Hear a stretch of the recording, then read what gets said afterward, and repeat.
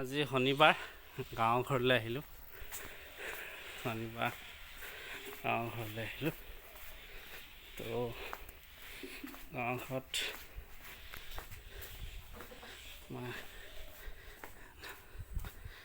ঘৰত থকা এটা বস্তু আপোনালোকক দেখাম। এইখিনি আমাৰ জানুৱাৰী মাহত হ'ব মিঠা আলু, গৰীয়া আলু, আমি কওঁ গুই আলু। যোনে যি নকওক, এইখিনি কিন্তু খুব মিঠা হয় চিটন। কিন্তু ইয়াৰ এটা বজাৰত কিন্তু এই আগখিনি, এইবোৰ আগ কিন্তু পায়। এই আগখিনি কিন্তু খায় বিকিলে। কেনেকুৱা হয়, আলুৰ লগত ভাজি খাব পাৰি। এইখিনি আমাৰ ঘৰত আছে, জানুৱাৰী মাহত আপোনালোকে খাব পাৰিব। খুব মিঠা হয়, মিঠা আলু কয় কিছুমানে। এইটো ৰঙা প্ৰজাতি, বগা প্ৰজাতি সকলোৱে থাকে। গতিকে আপোনালোকে এইখিনি খাব পাৰিব।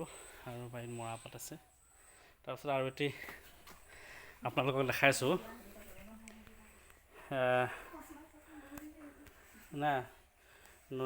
নুনি গছৰ নুনি পাত দেখিছে। এৰাপাত নহয়, এৰাপাতখিনি বেলেগ। এইখিনি হ'ল নুনি পলু।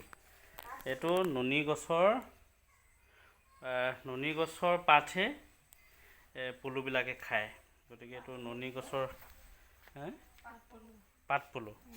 নুনি পলুটো নহয় নেকি? সেয়া নুনি গছৰ পাত খোৱা কাৰণে নুনি পলু, পাত পলু সেই চব। এইখিনি অহা কাইলৈ পকিব নে? অহা কাইলৈ পৰা পকিব। এইখিনি কিমান আছে টোটেল?